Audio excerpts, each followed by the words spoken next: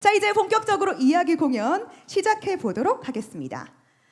자, 저희가 오늘 이야기 공연은 한국 광복군을 표현하는 다양한 키워드를 저희가 준비를 했는데요. 키워드 한번 띄워주시겠어요? 자, 뒤쪽 화면을 바라보시는 키워드를 한번 바라봐 주십시오. 자, 뭐가 있을까요? 스페셜 에이전트 오, 에이전트 H 때문에 만든 거 반갑습니다. 아니에요? 기아, 그리고 사선, 뭐 한자도 있고요. 잔다르크, 또 의미를 모르겠는 숫자도 있습니다. 제가 사회자 재량으로 한번 눈에 띄는 키워드를 한번 골라볼 텐데 기아입니다. 기아, 많이 들어보셨죠? 기아 익숙한데 이게 한국 광복군과는 어떤 의미가 있을까요? 아시는 분 계실까요? 벌써 네, 뭔가 네. 딱 아세요? 보시네요. 네. 여러분 박수 한번 박수 한번 주세요. 부탁드리겠습니다. 네. 여러분 저희가 설명드릴 게 없어요. 완벽합니다. 네. 저희 혹시 선물 준비된 거 있나요? 있습니다. 나가실 때 꼭 선물 한번 받아가시고요. 여러분, 오늘- 우리 영광스러우니까 뒤쪽을 보면서 한번 인사해 주세요. 우와. 여러분 오늘 중간중간에 저희가 계속 질문을 좀 드릴 텐데 맞추시면 또 선물이 준비되어 있으니까 틀려도 상관없습니다. 마음껏 말씀해 주시면 되겠습니다. KIA가 단어가 사실 저희가 준비를 좀 첫 번째 준비한 키워드인데요. 아까 말씀하신 것처럼 이 KIA는 한국 광복군을 뜻합니다. 저는 사실 이 뜻을 몰랐어요. 부끄럽게도 KIA가 어떤 뜻인지 몰랐는데 이것을 준비하면서 사실 알게 됐습니다. 그래서 오늘 여러분들도 알아가실 내용들이 참 많을 텐데요. 사진을 보니까 KIA라고 적혀 있습니다. 사실 저는 오늘을 위해서 짜맞춘 키워드인 줄 알았는데 이게 옛날부터 사용이 됐던 거네요. 맞아요. 이 KIA는 예전부터 사용해 오던 용어입니다. 저희가 오늘 여러분들과 함께 이야기를 좀 진행을 하면서 그날의 이야기를 또 들려주는 자리이기 때문에 당시 실제로 좀 사용을 했던 단어로 준비를 했습니다. 네. 그리고 사실 이전에 저희가 원래 이제 말씀해 주셨잖아요. 아까 그 다음번에 저희 질문이 있었는데 그 전에 저희가 준비한 또 멘트가 있었잖아요. 교수님 준비한 멘트가 있었는데 그 멘트를 교수님이 하시고 그 다음에 이제 저희가 질문을 드리려고 했는데 너무 바로 나와가지고 교수님 멘트가 지금 없어졌어요 지금. 사실 두 분께서 자꾸 뒤에서 합을 자꾸 맞추시더라고요. 뭐 연기도 하시고 오늘 기대하셔도 좋을 것 같습니다. 그래서 뭐 KIA 하면은 우리는 흔히 뭐 기아 자동차 뭐 이렇게 생각을 많이 하실 텐데요. 사실 군사 용어로 따지면 kill in action이라 그래가지고 전사했다라는 말도 있습니다. 그래서 오늘 혹시 기아 자동차 관계자분께서 오셨는지는 모르겠지만 계신가요? 예, 오셨으면 기아에는 그런 부정적인 의미가 아니라 정말 우리가 이렇게 자랑할 수 있는 한국 광복군이라는 자랑스러운 의미가 있다는 부분을 꼭 알고 홍보에 적극적으로 사용해 주시면 감사하겠습니다. 이처럼 그 광복군 같은 경우는 정신적으로는 대한제국의 국군을 계승을 했고요. 그다음에 인적 자원은 독립군들을 그대로 흡수를 합니다. 그럼으로써 임시정부의 국군 혹은 이제 정규군으로서 정말 중요한 의미가 있었어요. 사실 임시정부는 수립할 때부터 계속 우리도 정부니까 우리도 국가니까 군대를 만들어야 된다라는 걸 생각을 하고 있었지만 상황이 여의치가 않았습니다. 특히 이제 1936년부터는 중국 대륙에서 일본이 침공을 해오면서 중일 전쟁이 시작이 되거든요. 그러면서 임시정부가 충칭으로 계속 오는 과정이 이어졌고요. 그러다가 더 이상 이제 미룰 수도 없는 거예요. 왜냐하면 40년에 2차 대전 딱 기회가 온 거죠. 우리 임시정부, 우리 한국도 연합군의 일원으로서 전쟁에 참전해서 승전국의 지위를 얻어야 되겠다. 그러면 우리 군대가 필요하지. 하지만 여전히 쉽지가 않습니다. 왜냐하면 망명지인, 즉 중국 대륙에서 우리가 군대를 가져야 됐기 때문입니다. 그러다 보니까 중국 정부의 승인도 필요했고요. 재정적인 여러 가지 지원도 필요했던 그런 상황이었던 겁니다. 그럼에도 불구하고 이런 정말 좋은 기회를 놓칠 수가 없잖아요. 미룰 수가 없습니다. 그래서 일단 만들어 놓고 승인이나 원조는 나중에 교섭할 생각을 하게 되는 거죠. 그리고 이러한 결정을 할 수 있었던 가장 결정적인 계기가 뭐냐면 바로 해외 동포들의 성원이었습니다. 동포들이 그곳에서 열렬한 지지와 성원을 보냈기 때문에 시작을 할 수 있었던 것 같은데요. 여기서 퀴즈 하나 내겠습니다. 여러분들 잘 들어주세요. 그렇다면 자, 아시는 분은 정답이라고 외쳐주십시오. 한국 광복군의 창설일은 언제일까요? 아시는 분 계실까요? 네. 교수님 맞을까요? 너무 놀래가지고 떨어뜨렸어요. 이거. 오늘 패널분들 공부 많이 하고 오셨나 봐요. 와, 대단하십니다. 긴장이 됩니다. 여러분 다시 한번 박수 한번 부탁드리겠습니다. 나가실 때 저희 선물 꼭 챙겨드리니까요. 데스크에 문의를 부탁드리겠습니다. 네, 계속해서 이야기를 이어가죠. 저 정말 깜짝 놀랐습니다. 당황하신 것 같은데요. 네. 아니 교수님 그 힌트도 준비하셨었잖아요. 힌트도 준비했는데 힌트도 준비하고 여러 가지 준비 많이 하셨었는데 오늘 제가 저희가 말했잖아요. 한 맞추지 말라고. 할 게 없어요 지금 저희가. 네, 맞습니다. 1940년 9월 17일입니다. 올해가 광복군 창설 84주년이고요. 내년이 대망의 85주년입니다. 모르셨던 분들은 꼭 기억해 주시면 좋을 것 같습니다. 이렇게 한국 광복군이 드디어 세상에 등장을 하게 되는데요. 제가 사진 하나를 준비했습니다. 여러분 제 뒤에 보이는 이 사진입니다. 예치님, 네. 어떤 사진 같아요? 한번 좀 읽어봐 주실래요? 저거? 레 전립 성부령사 총군 복광 국한. 레전드? 자 이해가 안 되는데. 저거를 지금 거꾸로 읽어야 돼. 거꾸로 읽어야 돼요. 한국 광복군 총사령부 성립 전례식인가요? 맞습니다. 네. 아. 성립 전례식. 근데 흑백 사진이긴 한데 너무 어둡고 좀 무거워 보이는데 느낌이 왜 그럴까요? 사실 뭐 사진이 좀 흑백 사진이고 좀 어두운 데서 찍혔어요. 이게 힌트입니다. 이유가 있을까요?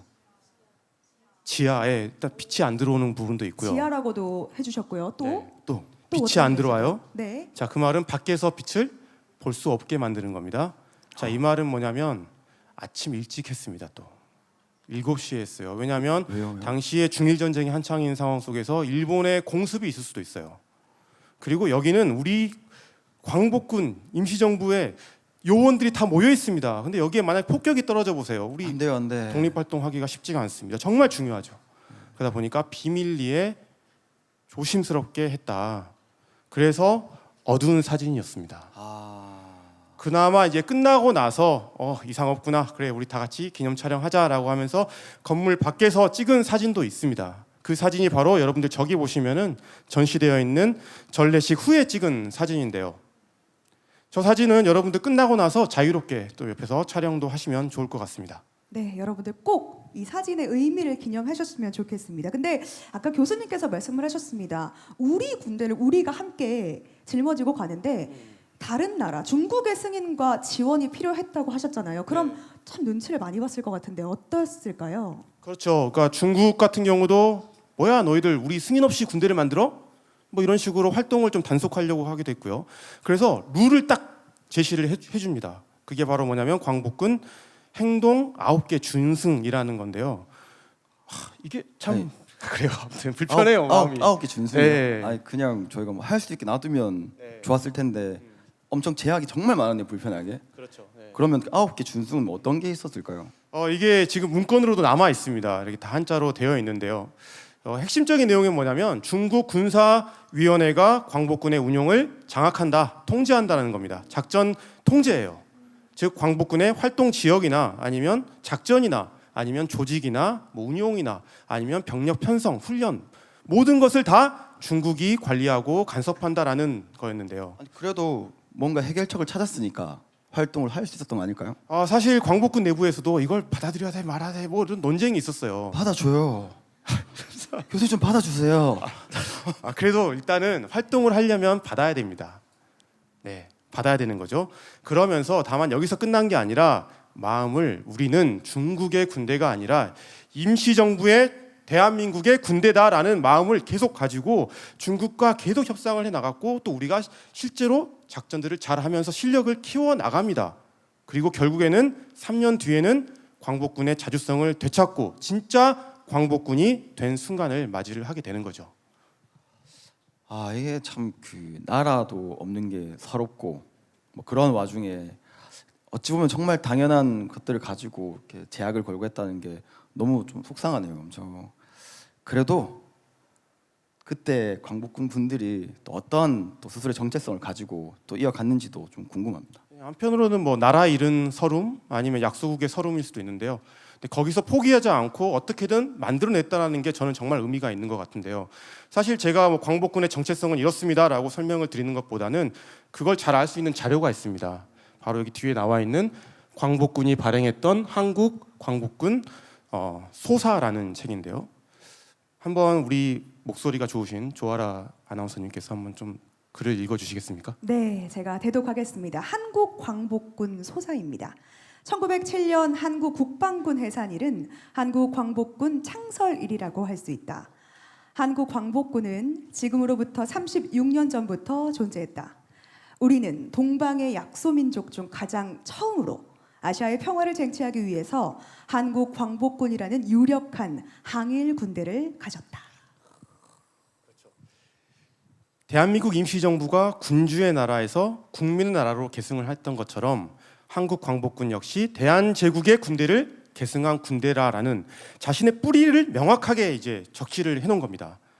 뿌리가 정말 중요하잖아요. 그 뿌리를 인지를 하고 있었다는 거예요.